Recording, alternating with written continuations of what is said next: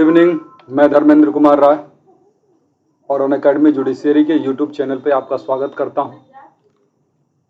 और आज एक नया सेट फिर से हम लोग लेके हाजिर हैं और आप भी उम्मीद है कि प्रैक्टिस करने के लिए रेडी होंगे। तो स्वास्तिक गुड मॉर्निंग, गुड इवनिंग, अंकित गुड इवनिंग। तो थोड़ा सा अनअकैडमी के बारे में डिस्कस कर लेते हैं, फिर अपने क्वेश्चन आंसर पर आ जाते हैं। आप जानते ही हैं अनअकैडमी देश का सबसे बड़ा ऑनलाइन लर्निंग प्लेटफॉर्म है और ये ऑनलाइन लर्निंग प्लेटफॉर्म इसलिए है क्योंकि यहाँ पर देश के सबसे क्वालिफाइड और एक्सपीरियंस्ड लोगों की टीम द्वारा आपको गाइड किया जाता है और जिसकी वजह से कम मेहनत में आप अधिक से अधिक आउटपुट ले पाते हैं और जिसकी वजह से इस कंपटीशन के युग में आप अन्य लोगों को compete कर पाते हैं। और यहाँ पर वो सारे सब्जेक्ट पढ़ाए जाते हैं जो सब्जेक्ट आपके जुडिशियरी और एपीओ की परीक्षाओं के लिए जरूरी है और उस तरीके से पढ़ाए जाते हैं जिस तरीके से वो आपको उसे पढ़ना जरूरी है। सारे प्रोविजन बराबर महत्व के नहीं होते, सारे प्रोविजन पढ़ने भी जरूरी नहीं होते, इसलिए पढ़ने में क्या पढ़ना है और क्या छोड़ना है और जो पढ़ना है उसे कैसे पढ़ना है, इन सारी चीज़ों की गाइडेंस यहाँ पर मिलती है।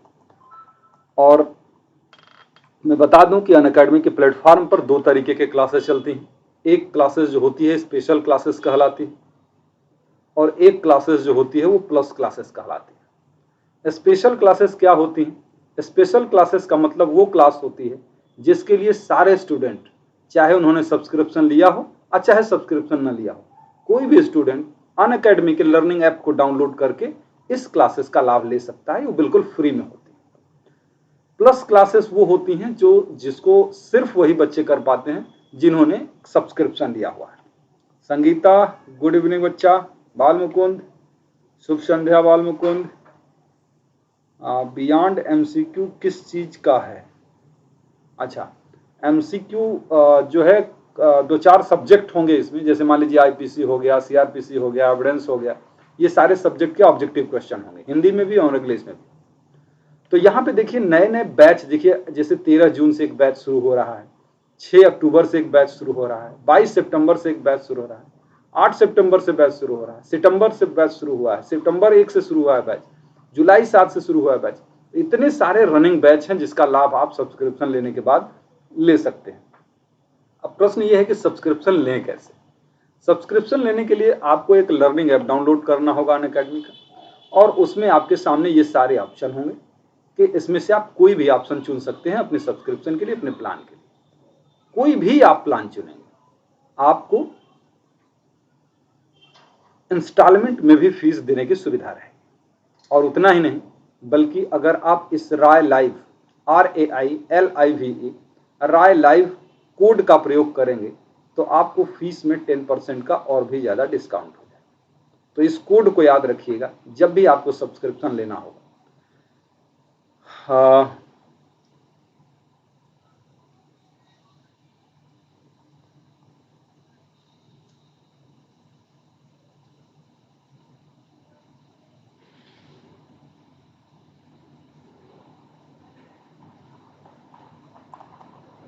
अब एक चीज और है कि T20 मॉक टेस्ट भी होता है इस प्लेटफॉर्म पर। प्रत्येक दिन 9 बजे से लेकर 9:30 बजे सुबह तक आईपीसी, सीआरपीसी, सीपीसी और एविडेंस के सब्जेक्ट से 20 क्वेश्चन का टेस्ट होता है, ऑब्जेक्टिव टेस्ट होता है और सैटरडे और संडे का उसको डिटेल एनालिसिस भी किया जाता है इस प्लेटफॉर्म पर। तो इसका भी लाभ आप ले सकते हैं। ये अनअकैडमी जुडिशियरी का ये यूट्यूब चैनल है और ये टेलीग्राम चैनल है। तो टेलीग्राम चैनल ज्वाइन करने के लिए आपको ये सर्च करना होगा UA judiciary Dharmendra, UA judiciary Dharmendra. तब आप जो है इस टेलीग्राम चैनल को ज्वाइन कर सकते हैं और बहुत सारी जानकारी, क्लास के संबंध में सारी मेरी जानकारी, ये सब इस टेलीग्राम चैनल पे आपको मिलती रहेगी। प्रसिद्ध प्रणाम। तो चलिए अब आपको आज का क्वेश्चन डिस्कस कराते हैं।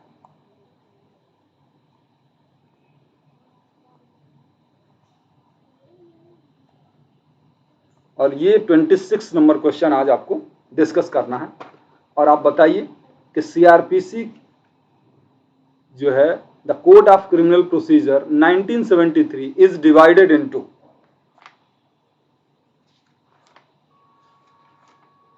बताइए कितने भागों में डिवाइडेड है?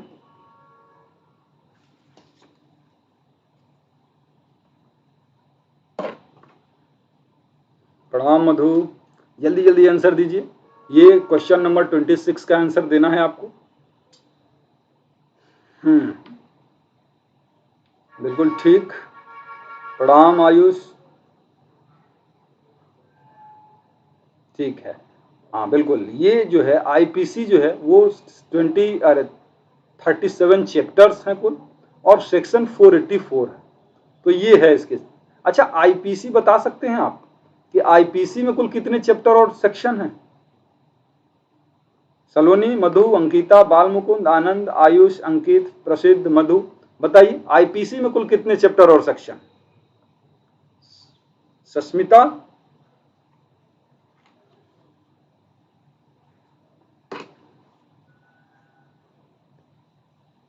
बिल्कुल ठीक। थोड़ा सा गड़बड़ हो गया, थोड़ा सा गड़बड़ हो रहा है बच्चों से। हाँ सलोनी ठीक है, हाँ बालमुकुंद भी ठीक है, सस्मिता से भी एक ठो गड़बड़ी हो गई, और अंकित से भी थोड़ी सी। हाँ 23 चैप्टर हैं कुल, और 511 धाराएं हैं।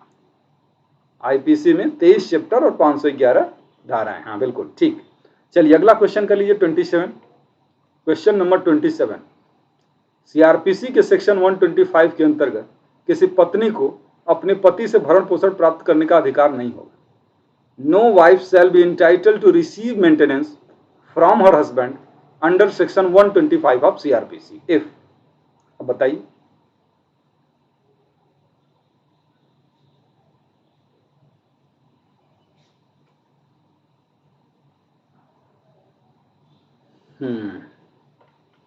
अब आप जानते हैं 27 का ऑप्शन नंबर आप बता ही रहे हैं, आनंद बता रहे हैं, अंकित बता रहे हैं।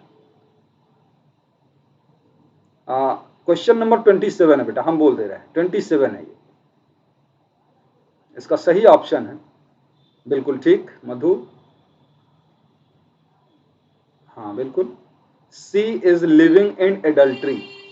अगर वो एडल्ट्री में रह रही है तो वो मेंटेनेंस पाने की हकदार नहीं।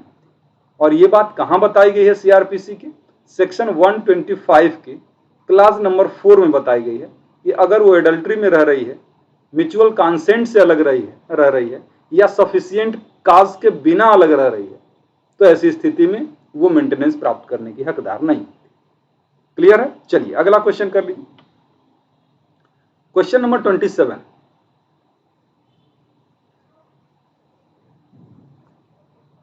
क्वेश्चन नंबर 28 छोड़ दीजिए उसको, ये रहने दीजिए, 28 रहने दीजिए क्योंकि ये अननेसेसरी है। 29, क्वेश्चन नंबर 29 बच्चों, question number 29, the maximum term of imprisonment awardable in a summary trial is, summary trial में मैक्सिमम कितना पनिशमेंट दिया जा सकता है? आनंद ठीक है, अंकित,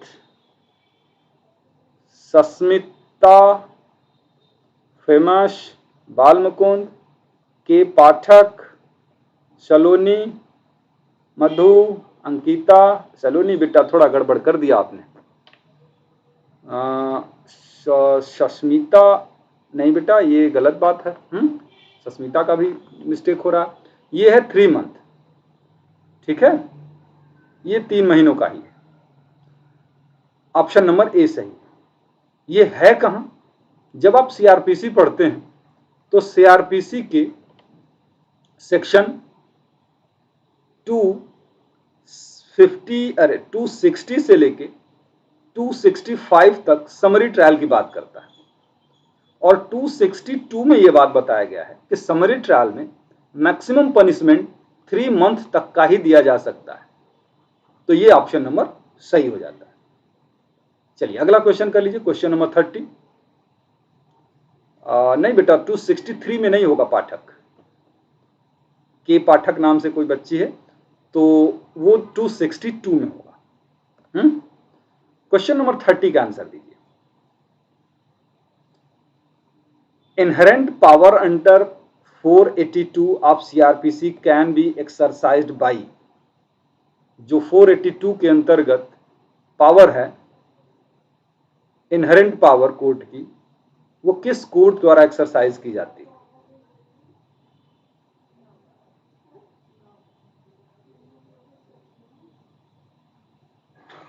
ठीक है, मधु, अंकिता, नीतू, सस्मिता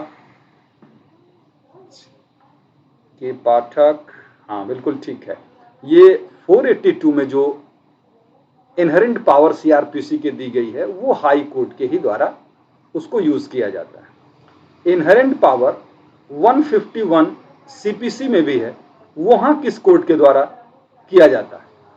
इनहेरेंट पावर जो सीपीसी की है, क्या वहां भी हाई कोर्ट है या कौन सी कोर्ट होगी? तो इसका जवाब आपका होगा एनी कोर्ट। ठीक है ना? जो 151 के अंतर्गत सीपीसी के इनहेरेंट पावर को यूज किया जाता है वो एनी कोर्ट है, यानी वो कोई भी न्यायालय हो सकती है। ठीक है, उसके अलावा एविडेंस एक्ट के सेक्शन 165 के अंतर्गत भी इनहेरेंट पावर को यूज करती है कोर्ट। वो कौन सी कोर्ट करती है? वो भी एनी कोर्ट है, कोई भी न्यायालय। 165 एविडेंस एक्ट के अंतर्गत भी इनहेरेंट पावर को कोर्ट यूज करती है, लेकिन वहां कौन सी कोर्ट है? कोई भी कोर्ट हो सकती है। सीपीसी के सेक्शन 151 के अंतर्गत भी इनहेरेंट पावर को कोर्ट यूज करती है, कौन सी कोर्ट? कोई भी कोर्ट। लेकिन 482 के अंतर्गत जो इनहेरेंट पावर को कोर्ट यूज करती है वो केवल हाई कोर्ट होती है और सीआरपीसी के 482। ठीक है, हाँ चलिए आगे बढ़ते हैं।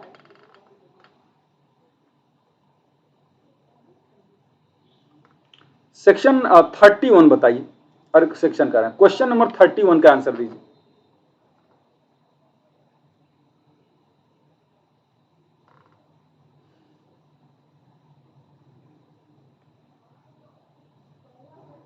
क्वेश्चन नंबर 31 का आंसर बताएं।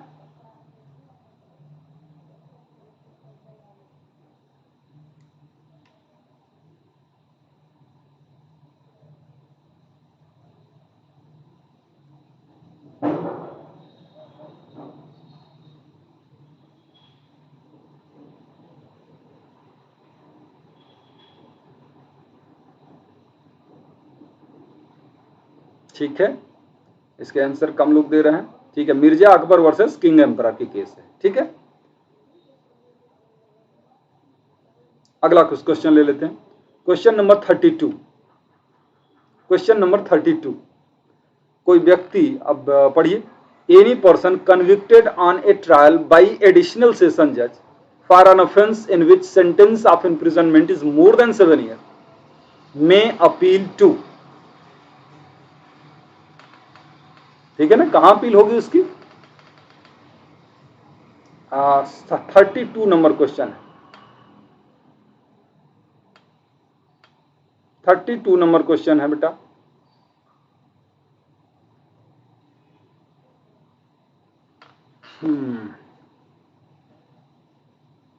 हाँ बिल्कुल ठीक है, हाँ ठीक है, ये हाई कोर्ट में अपील। ठीक है ना, हाई कोर्ट में। आप समझिए कि यहां कंफ्यूज मत होइएगा, अपर सेशन न्यायाधीश यानी एडिशनल सेशन जज की अपील हमेशा हाई कोर्ट में ही होती है। अपर हो चाहे सेशन जज हो, सेशन जज या एडिशनल सेशन जज की अपील हाई कोर्ट में ही होती है। तो कोई कंफ्यूजन की बात ही यहां पर नहीं। अगर आपसे ये पूछा जाता कि असिस्टेंट सेशन जज के आर्डर की अपील कहां होती है, तो वहां पे आप कह सकते हैं कि असिस्टेंट सेशन जज के आर्डर की अपील हाई कोर्ट में भी होती है और इसकी अपील सेशन कोर्ट में भी होती है। लेकिन जब यहां अपर यानी एडिशनल सेशन जज की बात की जा रही है तो वो अपील हाई कोर्ट में ही होगी।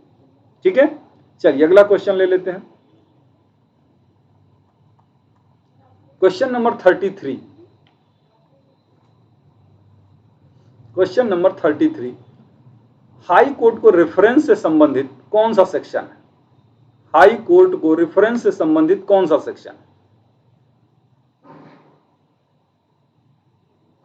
ऋतु नहीं बेटा, हाँ नहीं बेटा, हाँ मतलब सेशन जज या एडिशनल सेशन जज दोनों की अपील जो होती है वो हाई कोर्ट में ही होती है हमेशा। हाँ बिल्कुल, ये ऑप्शन नंबर 395 में होता है। ठीक है। अच्छा, क्वेश्चन नंबर 34 देख लीजिए। क्वेश्चन नंबर 34,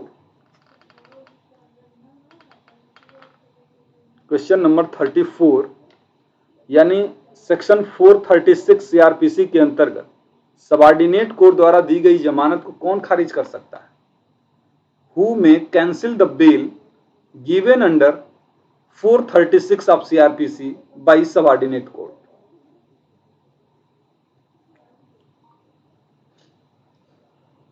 इसका सही जवाब दें आप। बिल्कुल, ठीक है सलोनी, अंकित, सस्मिता, रितु, नहीं रितु थोड़ा सा गड़बड़ करना होगा, हाई कोर्ट और सेशन जज, बिल्कुल ठीक है। ये सेशन जज भी कर सकता है, हाई कोर्ट भी कर सकता है, यानी हाई कोर्ट और सेशन कोर्ट दोनों, यानी सही ऑप्शन आपका हो जाएगा डी। कौन से सेक्शन के अंतर्गत? तो सेक्शन 439 के अंतर्गत, उसके क्लास 2 के अंतर्गत। ठीक है ना, कैंसिल कर सकता है बेल को जो लोअर कोर्ट ने दिया हुआ है। कैंसिलेशन ऑफ बेल के संबंध में प्रोविजन कहाँ है?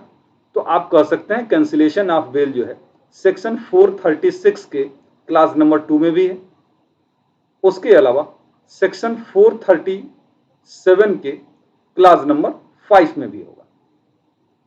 ठीक है, तो ये कैंसिलेशन ऑफ बेल है। लेकिन यहां पे क्वेश्चन जो है वो ये है कि सबऑर्डिनेट कोर्ट की बेल को कौन कैंसिल करता है?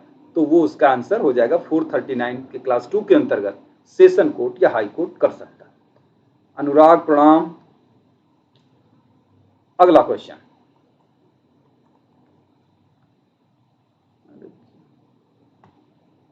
अगला क्वेश्चन, अरे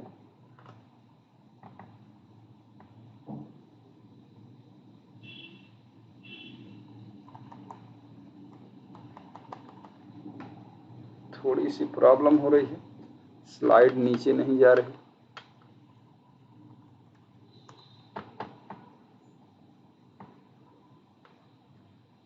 चलिए अगला क्वेश्चन ये 35, क्वेश्चन नंबर 35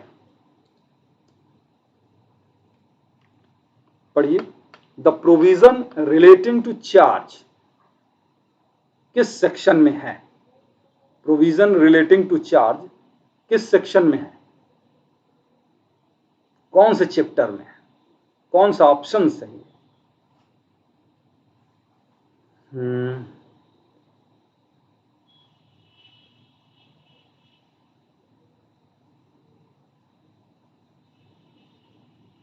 बहुत बढ़िया, बहुत बढ़िया।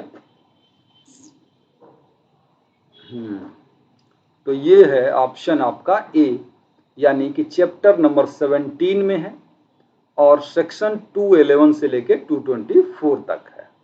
ठीक है, चलिए अगला क्वेश्चन है क्वेश्चन नंबर 36। हु में कमिट्स और कम्यूट सेंटेंस? कम्यूट कौन कर सकता है, यानी उस किसी दंडादेश का लघुकरण कौन कर सकता है?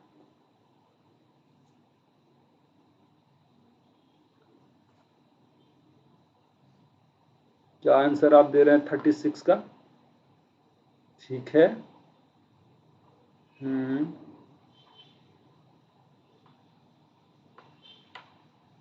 तो इसका सही आंसर है बिल्कुल एप्रोप्रिएट गवर्नमेंट, यानी इसको समुचित सरकार कहते हैं। समुचित सरकार कम्यूट करती है सेंटेंस को। कौन से सेक्शन के अंतर्गत? तो सेक्शन 433 के अंतर्गत। ठीक है, हाँ बेटा। चलिए अगला क्वेश्चन ले लीजिए 37। Who may issue warrant for the execution of a sentence?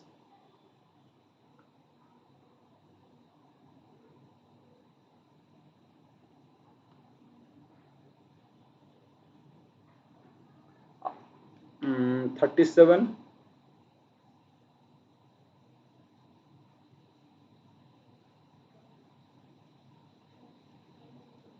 Saloni gamer famous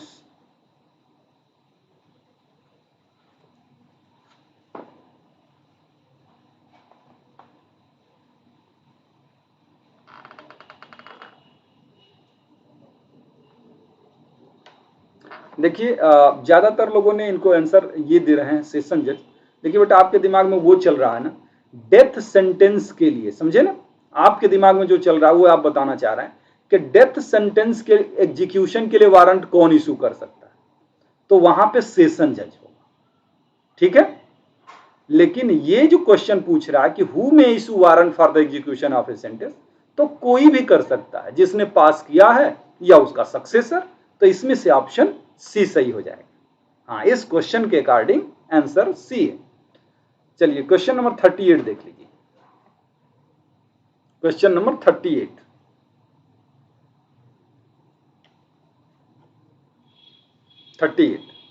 the power of the Supreme Court to transfer cases and appeal from one high court to another high court can be exercised on an application from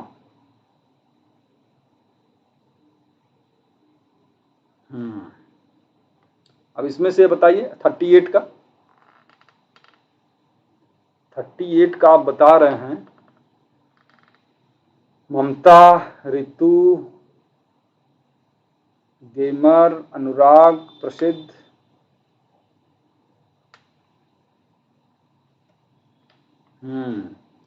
देखिए section ये जो है provision supreme court द्वारा मामले को transfer करने के संबंध में प्रोविजन जो है वो सेक्शन 406 में है, और वो इस पावर को use supreme court attorney general of India के एप्लीकेशन पे कर सकता है, या एडवोकेट जनरल ऑफ स्टेट के एप्लीकेशन पे कर सकता है, या इंटरेस्टेड पार्टी के एप्लीकेशन पे कर सकता है।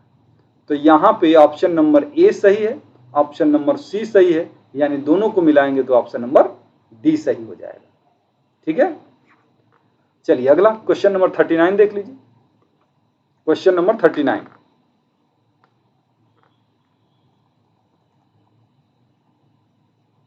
Question number 39, which of the following offences is compoundable,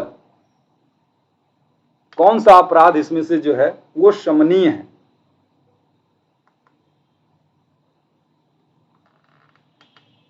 शमनीय समझते हैं, compounding of offences section 320 of CrPC में है कि कौन से अपराधों का समन हो सकता है, उसमें 2 शेड्यूल बनाई गई।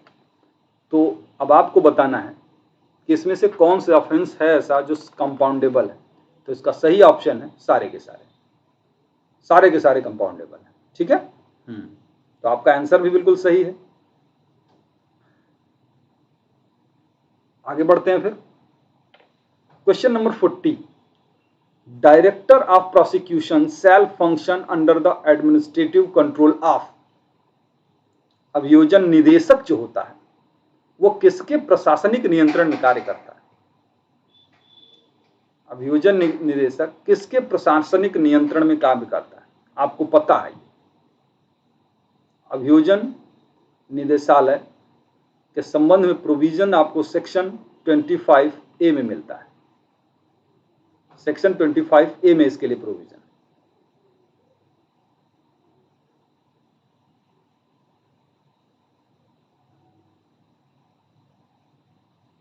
हाँ बिल्कुल ठीक है,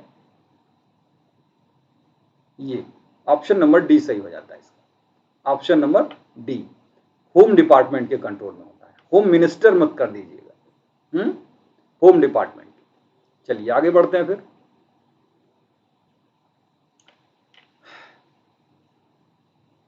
आगे बढ़ते हैं और क्वेश्चन नंबर 41 देखते हैं। The maximum amount of maintenance provided under the code of criminal procedure is, CrPC की धारा 125 के अंतर्गत मैक्सिमम मेंटेनेंस का अमाउंट कितना हो सकता है। मैक्सिमम मेंटेनेंस का अमाउंट कितना हो सकता है, बिल्कुल ठीक है, कोई फिक्स नहीं है। पहले फिक्स हुआ करता था 2001 से पहले 500 रुपए हुआ करता था, लेकिन अब कोई फिक्स नहीं है, मामले की परिस्थितियों के अनुसार कम या ज्यादा हो सकता है। Question number 42, application for anticipatory bail may be made before। Anticipatory bail किसके समक्ष फाइल की जाती है? राज, बालमुकुंद, अंकित, आनंद, पाठक, नीतू, मधु, राज, अनुराग। हाँ बिल्कुल ठीक है आपके आंसर, कुछ गलत हो जा रहे हैं मैं देख रहा हूं। तो ये जो है आपका सेशन कोर्ट है और हाई कोर्ट है, यानी ए और सी ऑप्शन सही हो जाएगा। ये है सेक्शन किसमें है? तो 438 में एंटीसिपेटरी बेल के संबंध में provision. Question number 43, non cognizable case is defined in. Cognizable case होती है और एक नॉन कॉग्निजेबल, एक संज्ञेय अपराध, एक असंज्ञेय अपराध। ये असंज्ञेय अपराध को पूछ रहा है कि किस सेक्शन में डिफाइन किया गया। इसका सही आंसर आप बता रहे हैं, सी बता रहे हैं अनुराग। अच्छा उनका थोड़ा सा पीछे हो गया बेटा सस्मिता, आप थोड़ा सा बाहर जाइए फिर से ज्वाइन करिए तो टाइमिंग सही हो जाएगी। हाँ सलोनी, राज, गेमर, अंशित, संस्मिता नायक, सस्मिता आपका नाम है और सुष्मिता नाम मैंने सुना था लेकिन सस्मिता नाम मैं पहली बार सुन रहा हूँ, देख रहा हूँ। अल्ट्रा बुकिश, गेमर के पाठक, बिल्कुल ये है आपका 2L में। चलिए अगला क्वेश्चन ले लीजिए, 44 number question. Which of the following is the highest criminal court in India? Which of the highest criminal court in India?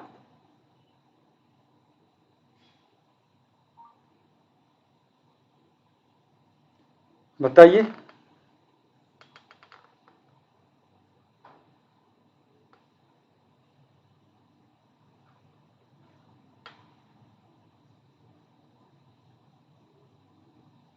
चलिए तब तो फिर कोई डाउट ही नहीं। चलिए ठीक है आगे बढ़ते हैं फिर। अगला question, question number 45। Question number 45, Who among the following is not entitled to maintenance under section 125 of CRPC? यानी CRPC के सेक्शन 125 के अंतर्गत कौन मेंटेनेंस पाने का हकदार नहीं? कौन मेंटेनेंस पाने का हकदार नहीं है? सहोदर भाई, पिता, तलाकशुदा पत्नी, अधर्मज अवैध संतान। तो इसका सही ऑप्शन हो जाएगा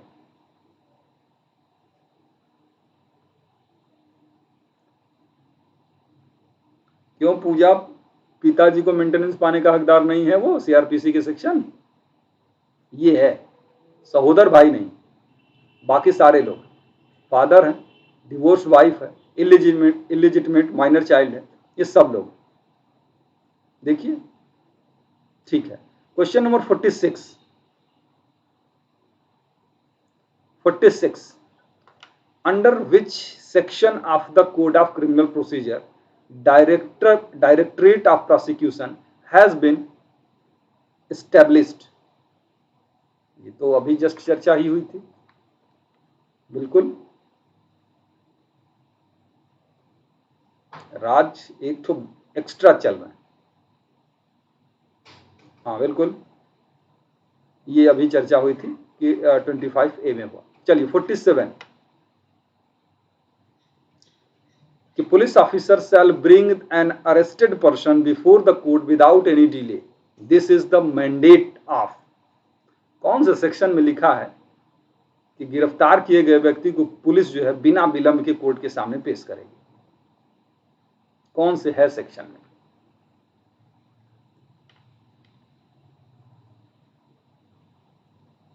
हाँ बिल्कुल बिल्कुल बिल्कुल बच्चा, मधु, नीतू, पाठक, अंकित, प्रीति, पूजा, ऋतु। हाँ सेक्शन नंबर 76 में है। चलिए अगला section, question number 48, question number 48, Who among the following can tender pardon to accomplice under section 306 of criminal procedure code? कौन पार्डन कर सकता है 306 के अंतर्गत?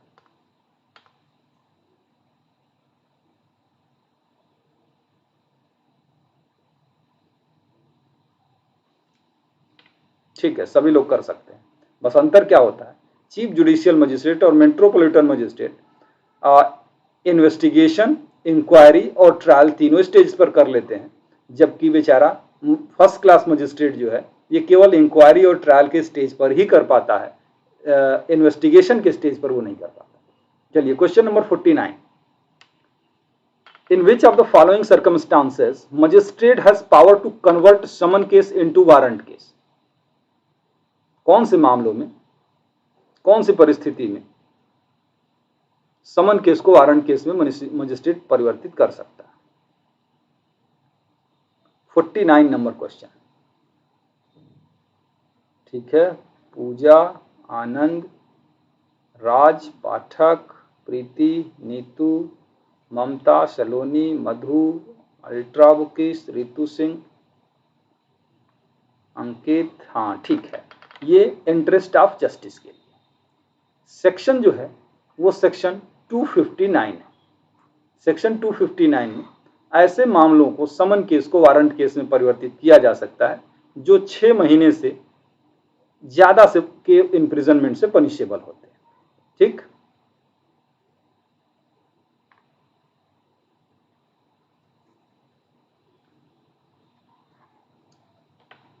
Question number 50, question number 50, examination of person accused of rape by medical practitioner is inserted in criminal procedure code by amendment of, किस amendment से आया है?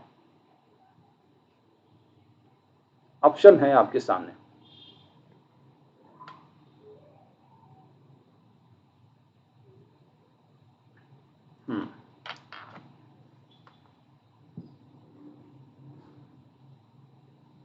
एक्यूज्ड पर्सन का रेप है, इसमें कौन से सेक्शन में है ये? एक्यूज्ड के रेप से संबंधित सेक्शन बता दीजिए तो पहले।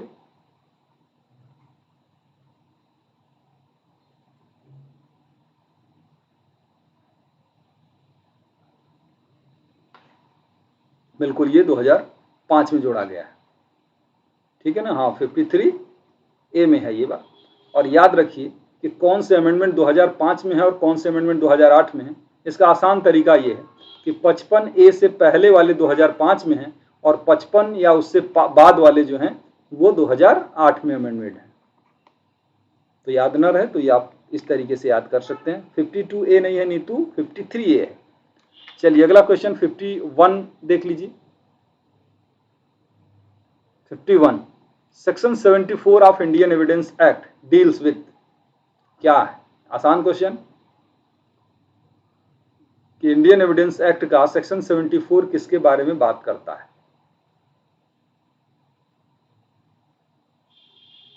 बिल्कुल, ये बात करता है पब्लिक डॉक्यूमेंट के संबंध में, जिसका जवाब आप पहले ही दे चुके हैं।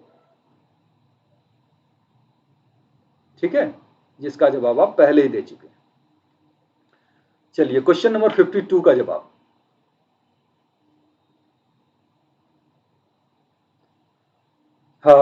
Under which section of Indian evidence act legitimacy of a child born during the lawful wedlock is presumed?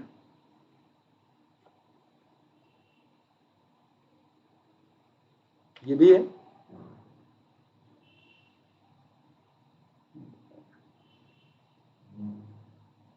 हाँ बिल्कुल, ये है क्वेश्चन नंबर सेक्शन नंबर 112। ये कॉन्क्लूसिव प्रूफ है, कॉन्क्लूसिव प्रूफ है सेक्शन 112। और कॉन्क्लूसिव प्रूफ कहाँ है एविडेंस में? 41 में है, 113 में है। तो ये 3 सेक्शन जो है कॉन्क्लूसिव प्रूफ से संबंधित है। तो ठीक है, एक लास्ट क्वेश्चन अगर करना हो तो कर लीजिए। 53 जल्दी से बताइए। Any question suggesting the answer is called, यानी ऐसा प्रश्न जो उस उत्तर को सुझाता है जो उसे पूछने वाला व्यक्ति पाना चाहता है, ये कौन सा क्वेश्चन कहलाता है? तो ये आपका जवाब है ऑप्शन नंबर बिल्कुल ठीक। ये है लीडिंग क्वेश्चंस, ठीक है ना, सूचक प्रश्न, जिसे सेक्शन 141 में डिफाइन किया गया है। सूचक प्रश्न कब पूछे जा सकते हैं, ये बात 143 में बताया गया। कब नहीं पूछे जा सकते, 142 में बताया। चलिए, बहुत अच्छा रहा बच्चों, आज आप लोगों ने कि यहाँ नेटवर्क भी मुझे लगता है कि ठीक रहा, क्योंकि आप लोगों ने समय बर्बाद नहीं होने दिया, रिस्पांस तत्काल दिए, तो बहुत अच्छा रहा ये सेशन। आज के सेशन को हम लोग यहीं खत्म करते हैं, कल फिर मिलेंगे नए क्वेश्चन के साथ। और इसी तरीके से मैंने वही क्वेश्चन सेलेक्ट किए हैं जो कि आपके उत्तराखंड पीसीएस, अरे उत्तराखंड एपीयू जो आने वाली परीक्षा है उसमें सबसे ज्यादा मदद करें, क्योंकि यही सारे हैं सब्जेक्ट, और बाकी के जैसे और अदर स्टेट हैं उसमें भी मदद करेंगे ही, जहां भी ये सारे सब्जेक्ट सिलेबस में होंगे। तो ठीक है, बिना देर किए हम लोग कल मिलते हैं, बाय बाय, ठीक है।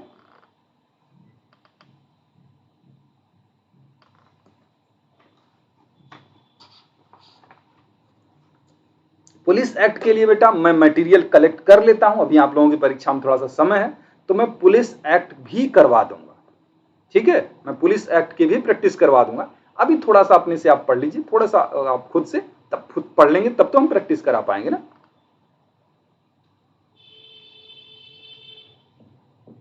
चलिए ठीक है, फिर बाय बाय।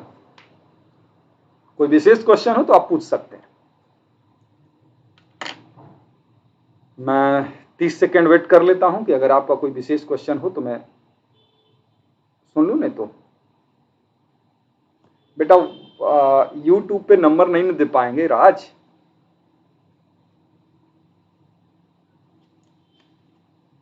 क्योंकि बेटा सिर्फ आप ही नहीं है ना, अब इस वीडियो को तमाम लोग देखेंगे, अब सब लोग नंबर लेंगे तो फिर दिक्कत हो जाती है ना हम लोगों के लिए।